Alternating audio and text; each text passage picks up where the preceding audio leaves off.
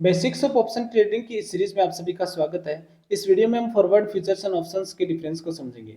सबसे पहले हम देखते हैं कि डेरिवेटिव कॉन्ट्रैक्ट क्या होता है। डेरिवेटिव कॉन्ट्रैक्ट का मतलब होता है जिसकी वैल्यू अंडरलाइंग एसेट पर डिपेंड होती है। अंडरलाइंग एसेट का मतलब ये है कि जैसे एक एग्जाम्पल में देखते हैं कि यहाँ पर फार्मर के द्वारा क्या होता है, शुगर केन का प्रोडक्शन क्या होता है, फिर सप्लाई के बाद में एक प्रोसेस से ये शुगर बनती है। अब जो शुगर की प्राइस मार्केट में होती है, वो जो प्राइस डिपेंड करती है वो शुगर केन पर डिपेंड करती है। शुगर केन की प्राइस अगर इंक्रीज और डिक्रीज होगी तो मार्केट में शुगर की प्राइस भी इंक्रीज एंड डिक्रीज होती है। इसे हम शेयर मार्केट से लिंक करते हैं। यहाँ पर जो शुगर केन है वो एक अंडरलाइंग एसेट है और जो शुगर है वो एक डेरिवेटिव है। शेयर मार्केट से लिंक करने पर हम देखेंगे कि जो अंडरलाइंग एसेट का होता है वो मतलब है स्टॉक, इंडेक्स और करेंसी ऑफ कमोडिटी को अंडरलाइंग एसेट बोलते हैं। ठीक है। अब जो डेरिवेटिव होते हैं, जैसे माना कि यहाँ पर एक एग्जांपल लेते हैं कि जो रिलायंस है, रिलायंस एक स्टॉक है और रिलायंस का जो फ्यूचर है, रिलायंस फ्यूचर है, वो रिलायंस फ्यूचर एक डेरिवेटिव है। अब डेरिवेटिव की वैल्यू है वो किस पर डिपेंड करेगी, वो स्टॉक पर डिपेंड करेगी। अगर स्टॉक में इंक्रीज एंड डिक्रीज होता है तो स्टॉक ये फ्यूचर्स है उसमें भी इंक्रीज डिक्रीज होगा। रिलायंस में इंक्रीज डिक्रीज तो रिलायंस फ्यूचर में इंक्रीज डिक्रीज होगा।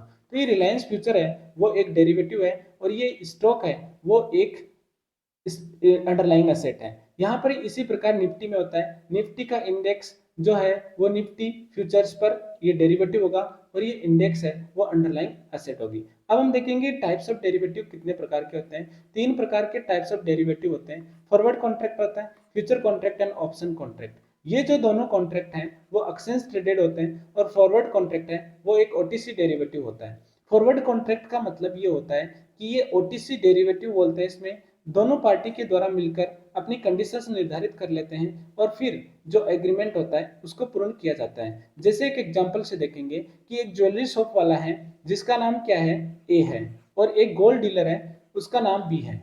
ए और बी के बीच में एक एग्रीमेंट होता है और वो एग्रीमेंट ये होता है कि ए बोलता है कि मैं आपसे आज की रेट से, मतलब आज की जो एग्रीमेंट की डेट है वो 15 जून है और उस दिन 1 ग्राम गोल्ड का भाव है वो 5800 रुपए है। ठीक है।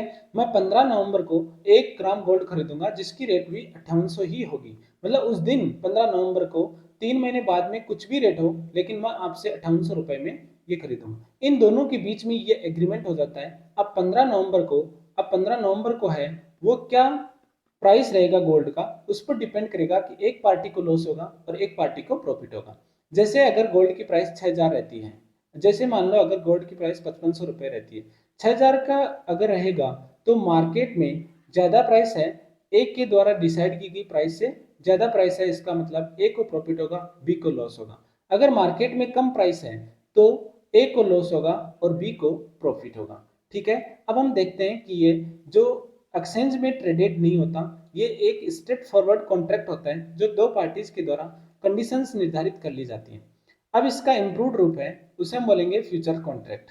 फ्यूचर्स कॉन्ट्रैक्ट जो एक्सचेंज पर ट्रेड होते हैं और इसमें जो अंडरलाइंग एसेट होती है उसकी लॉट साइज फिक्स होता है, इसमें जो एक्सपायरी होती है वो फिक्स होती है, इसमें कंडीशंस हैं वो पार्टीज के द्वारा निर्धारित नहीं होती, एक्सचेंज के द्वारा डिसाइड होती है। ये लॉट साइज एंड प्राइस है, इनको हम अगर दोनों का मल्टीप्लाई करते हैं तो कॉन्ट्रैक्ट वैल्यू आती है। इसे एक एग्जांपल से देखते हैं। एक मार्जिन मनी का मतलब ये होता है कि जो भी बायर और सेलर कॉन्ट्रैक्ट करते हैं तो ब्रोकर के पास कॉन्ट्रैक्ट वैल्यू का एक निश्चित प्रतिशत है वो जमा कराना होता है, उसे मार्जिन मनी बोलते हैं। और मार्जिन मनी है वो ब्लॉक अनब्लॉक तब होगा जब ये कॉन्ट्रैक्ट का एक्सपायर हो जाएगा या वो स्क्वायर ऑफ कर देगा। ठीक है। एक्सपायरी होती है वो एक निश्चित समय के लिए होती है, जब भी वो कॉन्ट्रैक्ट खत्म होता है उस दिन को हम एक्सपायरी बोलते हैं। ठीक है।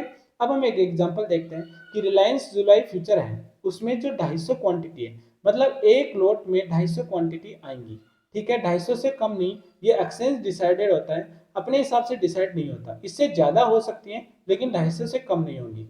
ये जो प्राइस है वो इस फ्यूचर की प्राइस है 2596 इंटू 250, इन दोनों को अगर हम करेंगे तो लगभग ये 6,49,000 रुपए ये कॉन्ट्रैक्ट वैल्यू हो गई। ठीक है। इसको कॉन्ट्रैक्ट है, कॉन्ट्रैक्ट वैल्यू का एक निश्चित प्रतिशत है, वो निश्चित प्रतिशत है वो मार्जिन मनी है वो ब्रोकर लेता है बायर और सेलर से।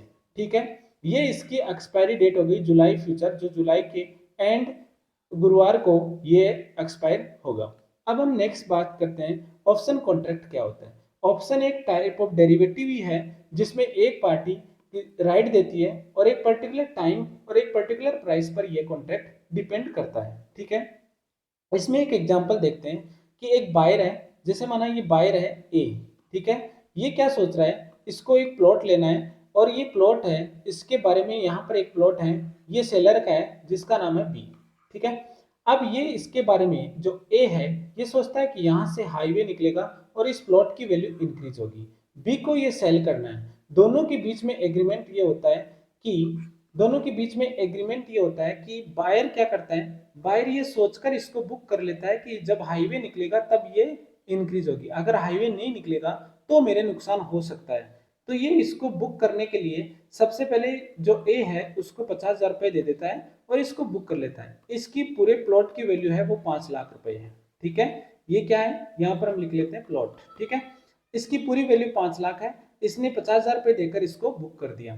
ठीक है, अब ये क्या होता है कि जो सेलर होता है, सेलर क्या करेगा, इसको एक राइट दे देता है कि ये प्लॉट आपके लिए बुक है और कितनी तारीख का तक बुक है, जो एक्सपायरी डेट है। जैसे मान लो कि इस मंथ की एंड जुलाई का हमने इसका एक्सपायरी कर लिया, ये एक्सपायरी है। अगर हम डीमेट में ट्रेड करते हैं तो ये वीकली, जो हम आगे वीडियो में देखेंगे उस प्रकार से होता है, वीकली मंथली एक्सपायरी होती है। लेकिन यहाँ मान लेते हैं कि 27 जुलाई को एक्सपायर होगा ये कॉन्ट्रैक्ट।